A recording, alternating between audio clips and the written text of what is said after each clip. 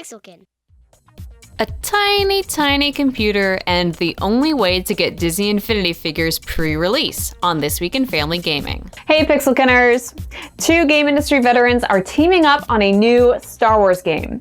Amy Hennig, who worked on the Uncharted series, and Jade Raymond, who produced the first Assassin's Creed game, thank you, are working together on a new Star Wars game about which we know nothing.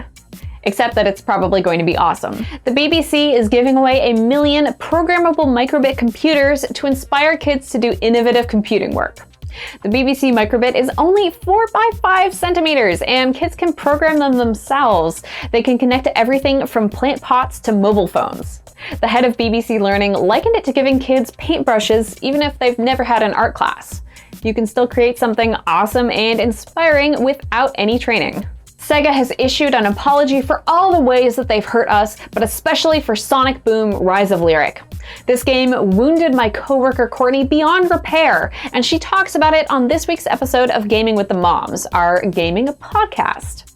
You can read Sega's full apology on pixelkin.org and find that episode of the podcast right here.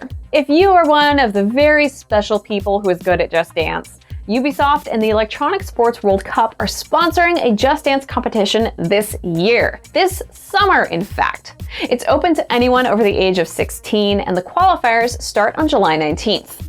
The finalists get to go to Paris to compete, and that is awesome. That would motivate me to enter if I had any sense of rhythm whatsoever. You can learn more about the details at pixelkin.org. Marvel Games producer Mike Jones has said that Marvel would like to produce more console games, which surprises exactly 0 people. Courtney and I talk about it this week on the pilot episode of our new talk show, The Issue. We also bandy about some theories about what those games will be and about Marvel's new Telltale game, which is coming out in 2017.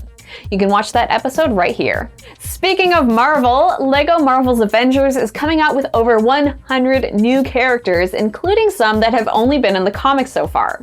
It also includes Black Widow and Sam Wilson as Captain America, which is really exciting. Comcast is entering the game streaming world with Xfinity Games, powered by EA. It's only available to customers who have the X1 entertainment system. So far, there are 23 games available, and they all use tablets or phones as the controller. It's pretty clear that this move by Comcast is meant to make their television bundles more attractive, since this year they saw internet subscribers surpass television for the first time. You can read my full analysis linked right here. The D23 Fan Expo is happening August 14th through 16th. If you attend, this is your first chance to win Disney Infinity 3.0 characters before the game comes out on August 30th. These include characters from Star Wars and Disney Pixar's Inside Out. Tickets are $74 a day, but the expo does look kind of awesome. They also have an augmented reality Disney Infinity toy box that you can play in and interact with Disney characters, which has been my dream since I was a tiny thing. It looks pretty cool. You can check out the website at d23.com and read our full write-up of it right here. Finally, we'd like to pay our respects to Satoru Iwata, the president of Nintendo, who passed away last weekend. Mr. Iwata was well respected, always gentle and kind, and he is very missed by people who knew him or knew his work.